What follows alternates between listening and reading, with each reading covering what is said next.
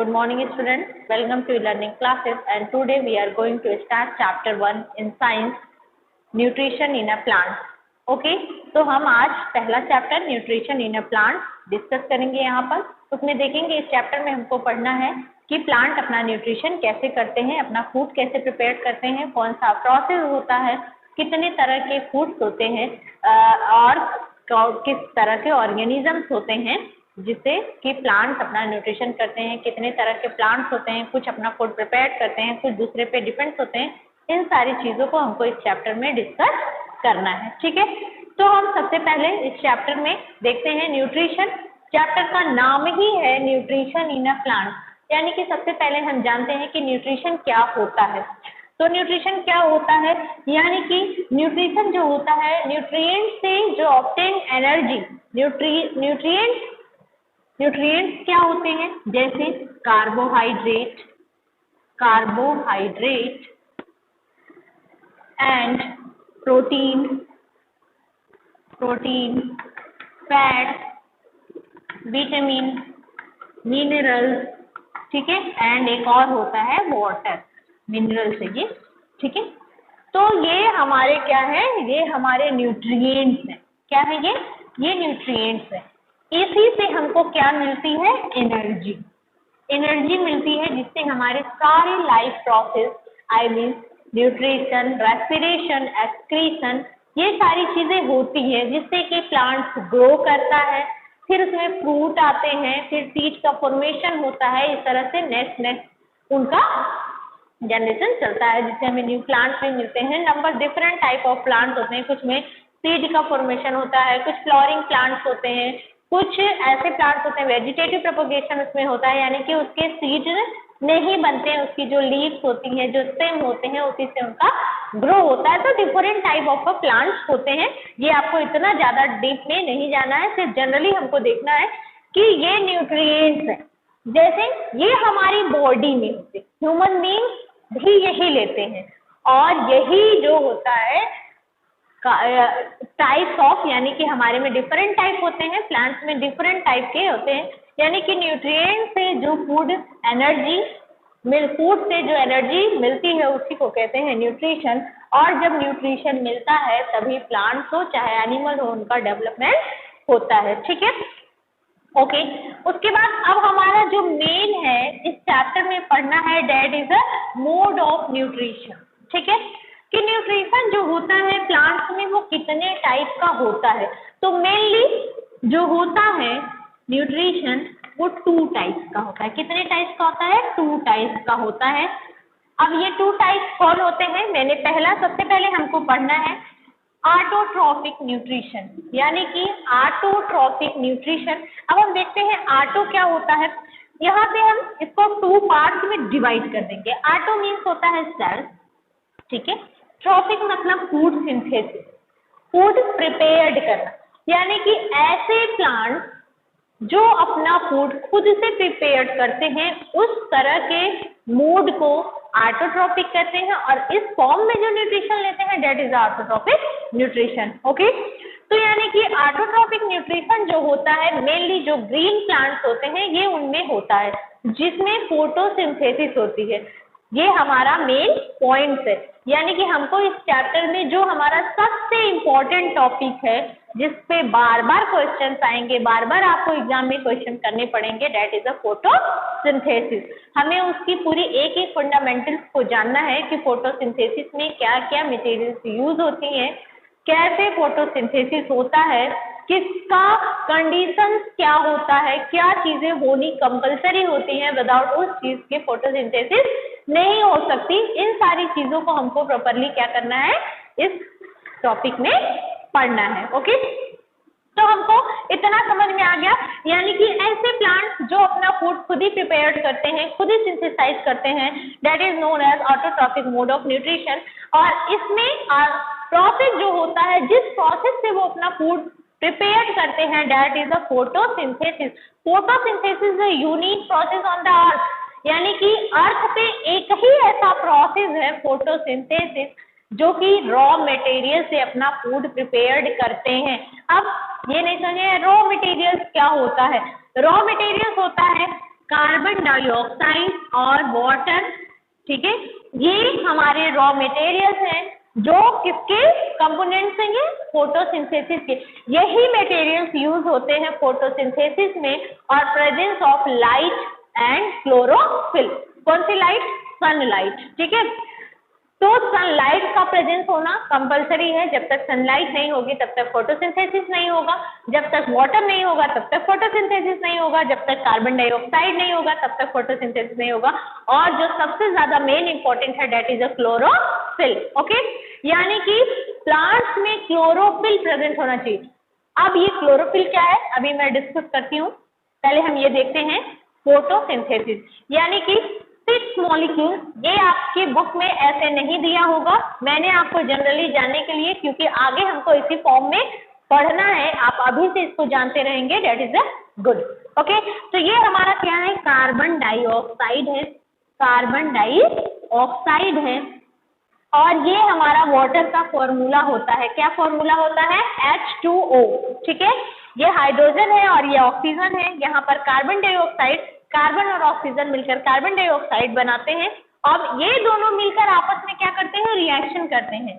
जब प्रेजेंस होती है किसकी? सनलाइट की और क्लोरोफिल की। यानी कि जब सनराइज हो जाता है, सूर्य निकल जाता है, धूप आ जाती है और प्लांट कैसा होना चाहिए? ग्रीन लीव्स वाला होना चाहिए, उसमें हरी पत्तियां हो। ओके, उसके बाद अब जब प्रोडक्ट बनता है, यानी कि जब ये प्रोसेस हो गया, जैसे हम खाना बनाते हैं तो पहले मटेरियल्स को लेते हैं, उसको पकाते हैं, तब जाके हमारा फूड बन जाता है, तब हम उसको खाते हैं। तो इसने भी वही काम किया, इसने भी ये कंपोनेंट्स को लिया और इसकी प्रेजेंस में उसको राइप किया, पकाया और उसका जो कंपोनेंट्स बना वो क्या बना? ग्लूकोज बना, ठीक है। इसमें क्या है? ये कार्बन है, हाइड्रोजन है और ये ऑक्सीजन है। ये नंबर दिया हुआ है कि 6 कार्बन होते हैं, 12 हाइड्रोजन होते हैं एंड 6 ऑक्सीजन होते हैं। ओके, एंड 6 H2O और 6 हमारे वाटर के मॉलिक्यूल बच जाते हैं और 6 ऑक्सीजन।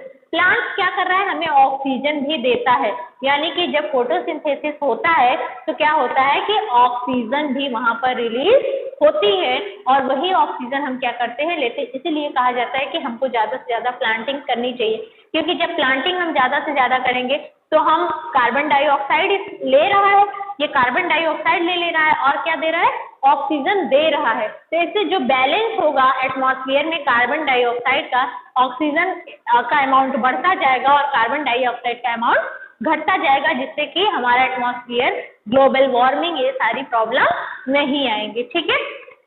ओके, तो ये हमारा पूरा रिएक्शन है। ये आपको वर्ड इक्वेशन में बुक में दिया होगा, आप आराम से उसको देखेंगे, याद कर लेंगे कि फोटोसिंथेसिस में होता क्या है, फोटोसिंथेसिस प्रोसेस क्या है। अगर पूछा जाए व्हाट इज अ फोटोसिंथेसिस, तो photosynthesis is a process that green plants making their food, ठीक है।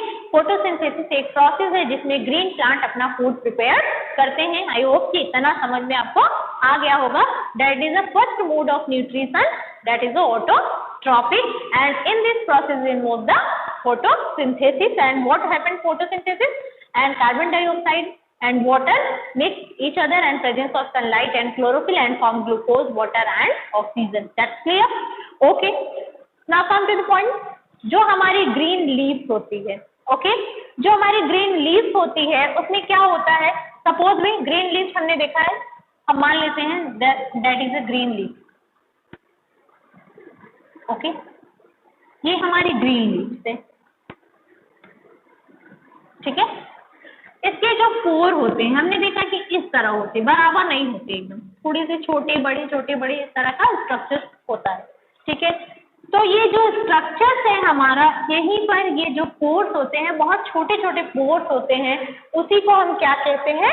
स्टोमेटा कहते हैं। क्या कहते हैं? स्टोमेटा। और ये सराउंडेड होता है चारों तरफ से किससे? इस तरह का स्ट्रक्चर होता है। मैं यहाँ पर दिखाती हूँ, बीन शेप स्ट्रक्चर होता है, ठीक है। इस तरह से स्ट्रक्चर होता है, बीन सेम का स्ट्रक्चर सभी ने देखा होगा, काजू लाइक स्ट्रक्चर, ठीक है। इस तरह का स्ट्रक्चर होता है जिसको हम क्या कहते हैं? गार्ड सेल कहते हैं। गार्ड सेल से ये चारों तरफ से क्या होता है?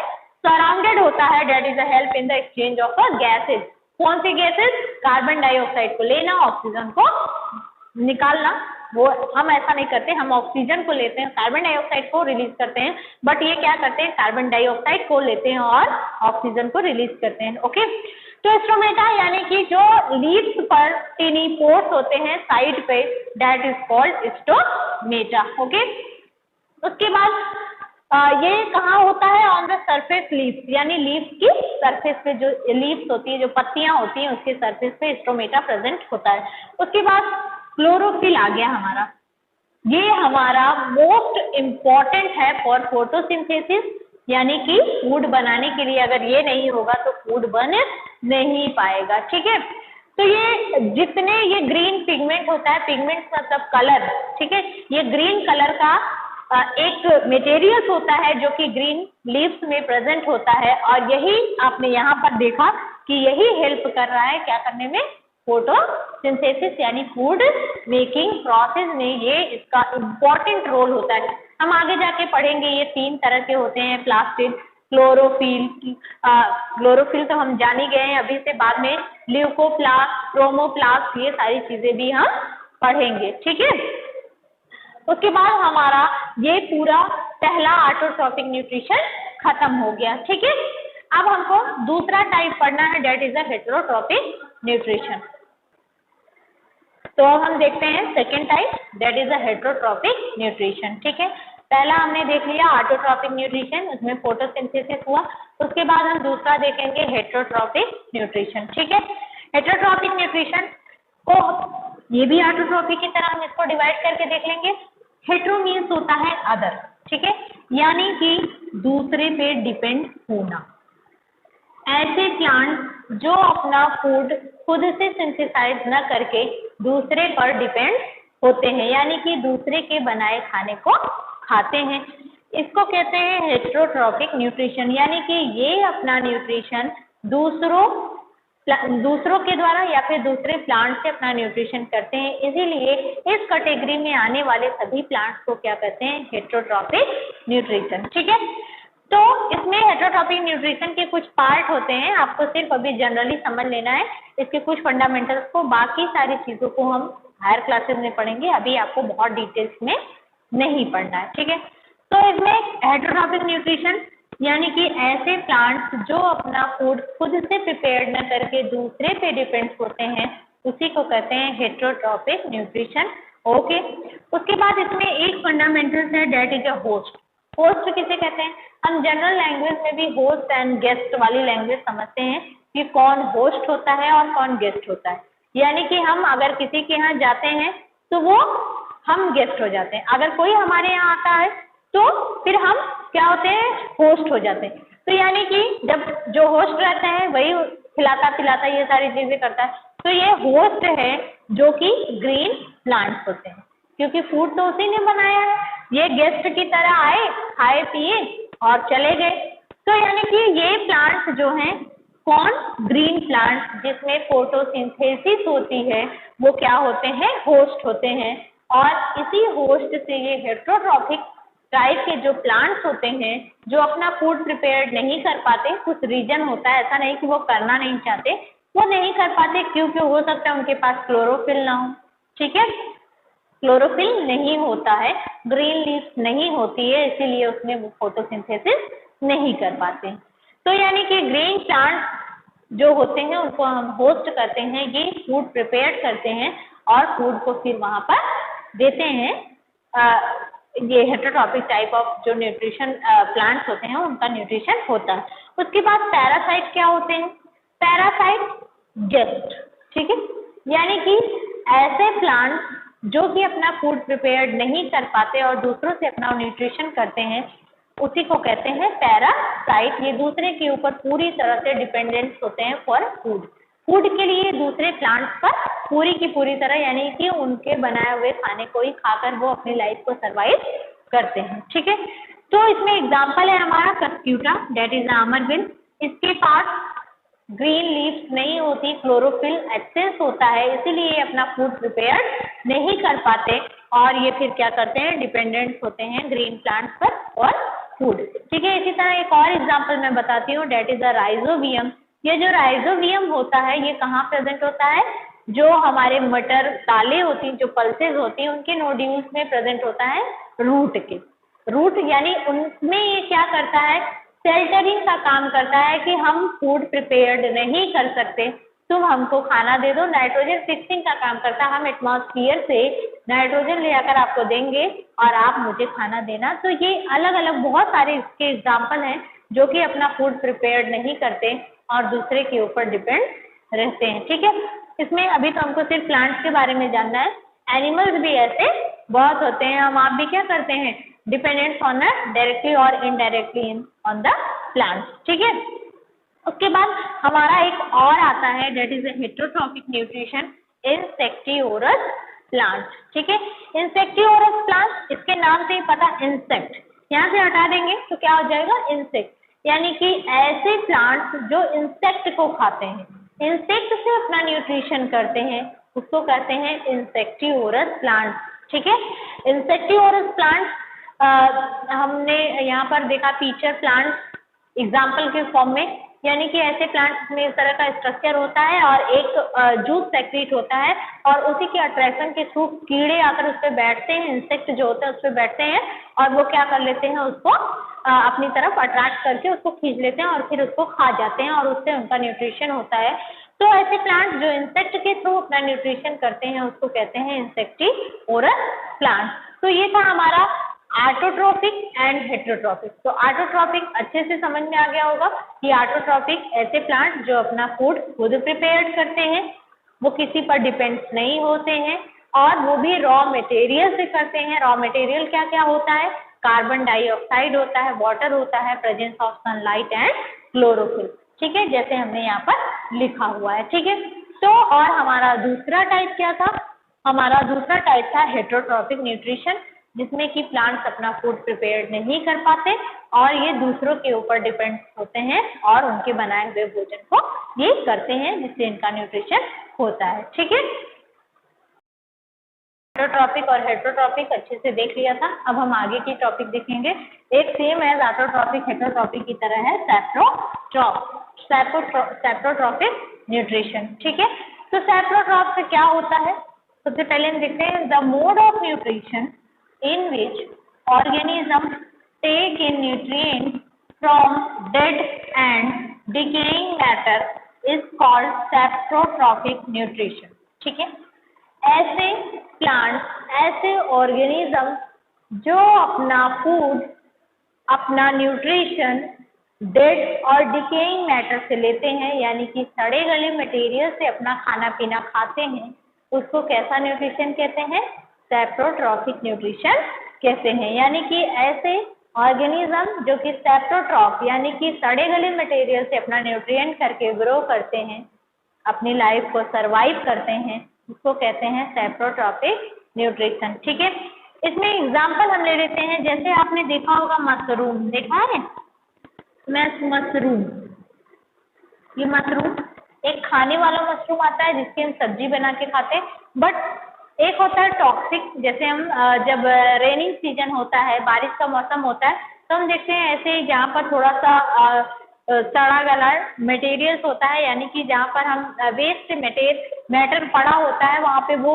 डीके हो गया होता है, उससे ये ग्रो कर जाते हैं। कुछ और फंगस होते हैं, वाइट कलर हम देखते हैं, ग्रो करे होते हैं, वो ही होते हैं सैप्रोट्रॉफ। यानी कि ये ऐसे ऑर्गेनिजम्स हैं, ये सिर्फ और सिर्फ सड़े गले चीजों पर ही डिपेंड्स होते हैं। यानी इसको ना तो ग्रीन प्लांट चाहिए, ना तो आपकी यूजफुल चीज चाहिए। वो जो चीजें आप बेकार समझ के फेंक दिए हैं, वो उसको खा पी कर सर्वाइव इस एटमॉस्फेयर में वो रहेंगी, जाएंगे नहीं, लेकिन वो आपकी किसी अच्छी चीज को यूज ना करके बल्कि डेड एंड डिकेइंग मैटर्स को ये यूज करके अपना न्यूट्रिशन करते हैं और इसको कहते हैं सैप्रोट्रॉफिक। इस तरह के जो ऑर्गेनिज्म होते हैं जो इस तरह का न्यूट्रिशन लेते हैं उसको कहते हैं सैप्रोट्रॉफिक न्यूट्रिशन।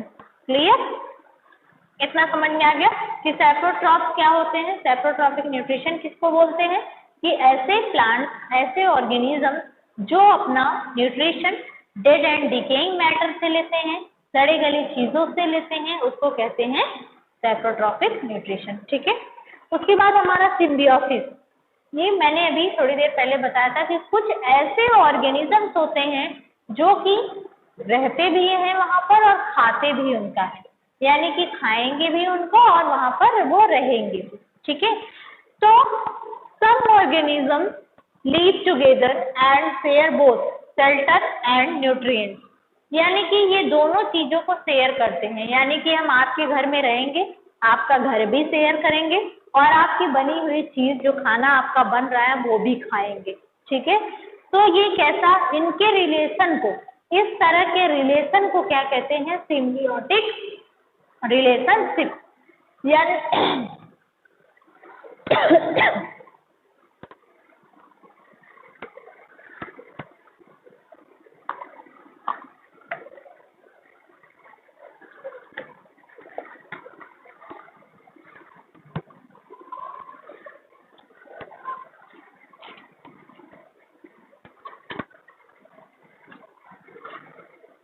तो ऐसे ऑर्गेनिज्म जो अपना फूड, तो ऐसे ऑर्गेनिज्म इस तरह के रिलेशंस को क्या कहते हैं, सिम्बियोटिक रिलेशनशिप, यानी कि ये खाना और रहना दोनों शेयर करते हैं। ऐसे ऑर्गेनिज्म जो अगर हमारे पास कुछ है तो वो आप ले लो, आपके पास जो है वो मुझे दे दो, इस तरह से वो दोनों आपस में शेयर करते हैं। ऐसा नहीं कि सिर्फ हम सिर्फ आप ही का खा रहे हैं और खुद कुछ दे नहीं रही हैं, ऐसा नहीं होता। दोनों के पास जो चीजें होती हैं दोनों उसको शेयर करने का काम करते हैं, ठीक है। हमने यहाँ पर एग्जाम्पल लिखा हुआ है लाइकेज, ये मसाले में आपने देखा होगा एक लकड़ी जैसा आता है, कुछ छाल जैसा आता है, वही लाइकेंस होता है।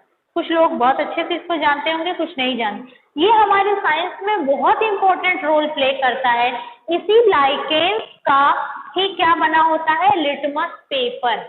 नाम सुना होगा आपने, लिटमस पेपर नहीं सुना होगा तो भी हम आगे 5-6 चैप्टर में पढ़ेंगे, acid base and salt. Acid base वाला हमारा एक चैप्टर है, ठीक है। उसमें हम पढ़ेंगे कि एसिड जो होती है वो ब्लू लिटमस को रेड कर देती है और जो बेस होते हैं तो ये इंडिकेशन का काम करते हैं, आइडेंटिफिकेशन करने के भी काम ये लाइकेंस आते हैं। ये एक तरह का मसाले का पेड़ होता है जो कि ये शेयरिंग शेल्टरिंग का भी काम करता है। अब ये इसका लिटमस पेपर बनता है वो तो ठीक है, लेकिन यहाँ पर बायो में इसका ये यूज ये है कि ये क्या करता है, सिम्बियोटिक रिलेशनशिप बनाता है, यानी कि अपनी चीजों को ये देता है और वहां से कुछ चीजों को लेता है, यानी कि ये जहाँ पर रहता है वहां से शेयरिंग और शेल्टरिंग का काम करता है। इसीलिए इस कैटेगरी में इनको भी रखा गया है, दैट इज द लाइकेंस, ठीक है। उसके बाद एल्गी, ये एल्गी एक तरह से हम इसको हिंदी में सैवॉल बोलते हैं। ये पानी में एक्वाटिक होते हैं, पानी में हम देखते हैं कि ग्रीन ग्रीन कलर का पूरा पानी में दिख जाता है ना, कोई घुसता है तो पूरा ग्रीन ग्रीन हो जाता है। जैसे पॉन्ड्स वगैरह होते हैं जहाँ का पानी रुका हुआ होता है, बह रहा है पानी, ये वहां पर बिलोंग नहीं करते हैं। जहाँ का पानी रुका हुआ होता है ये वहां पर दिखाई देते हैं। तो ये क्या होते हैं, ये भी सिम्बियोटिक रिलेशनशिप बनाते हैं, ठीक है। सम एल्गी ऐसे होते हैं जिसमें फोटोसिंथेसिस भी होता है, उसके पास क्लोरोफिल भी होता है, लेकिन सभी को हम नहीं बोल सकते, कुछ ही होते हैं ऐसे, ठीक है। उसके बाद फंगस, अभी मैंने देखा ये फंगस बताया। फंगस क्या होते हैं, जैसे एक रोटी लिया, उसको पानी में डाल के 1-2 दिन के लिए कहीं रख दिया, उसके बाद हम देखेंगे कि उसपे ब्लैक ब्लैक पग टाइप के निकल आते हैं, दैट इज अ फंगस, ठीक है। वो क्या है, फंगस है। और मशरूम, जैसे कि मशरूम हमने डेड डिकेइंग मैटर से, तो जैसे ही इनको सर्वाइवल कंडीशन मिलती है ये क्या करते हैं, वहां पर ग्रो करने लगते हैं। तो ये भी कैसा रिलेशन बनाते हैं, सिम्बियोटिक रिलेशन बनाते हैं, सिम्बियोटिक रिलेशनशिप बनाते हैं। उसके बाद हमको एक और पढ़ना है, दैट इज अ राइजोबियम। यहाँ पर हम पढ़ते हैं पहले, उसके बाद इस टॉपिक को करेंगे। Rhizobium, rhizobium this is a nitrogen fixating in a soil. ये सॉइल में होते हैं, ठीक है।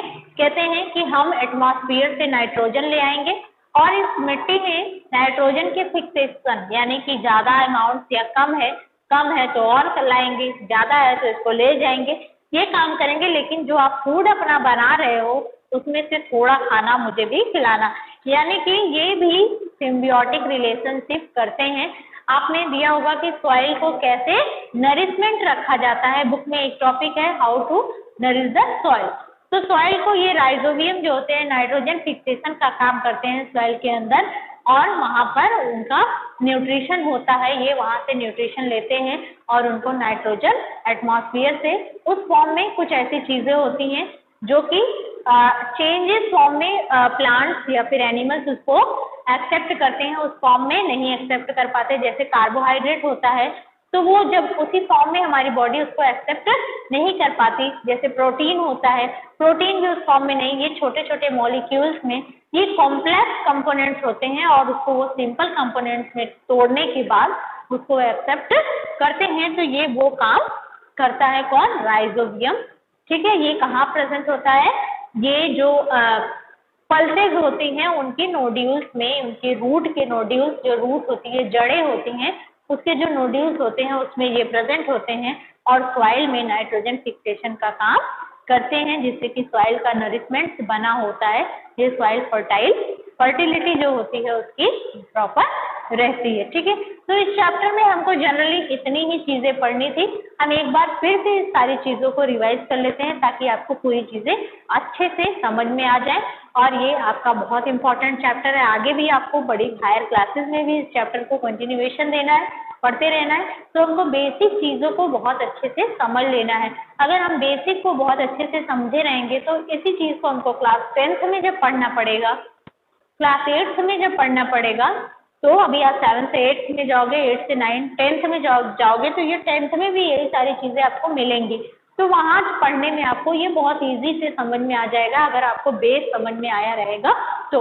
अदरवाइज क्या पढ़ाया जा रहा है ये आपको समझ में नहीं आएगा। ठीक है, तो सबसे पहले कीवर्ड्स मैंने लिख दिया है, इसलिए कीवर्ड्स लिख दिया कि इस चैप्टर में हमको इतनी इंपॉर्टेंट चीजें पढ़नी है, इससे रिलेटेड एवरीथिंग को हमको बहुत अच्छे से एनालिसिस कर लेना है, उसके बारे में जान लेना है कि क्या कैसे होता है। ठीक है, तो सबसे पहले हमने पढ़ा था autotrophic nutrition. Autotrophic mode of nutrition, ये न्यूट्रिशन का एक मोड है, एक वे है, जिसमें क्या हुआ था कि प्लांट्स ने अपना फूड खुद से बनाया था।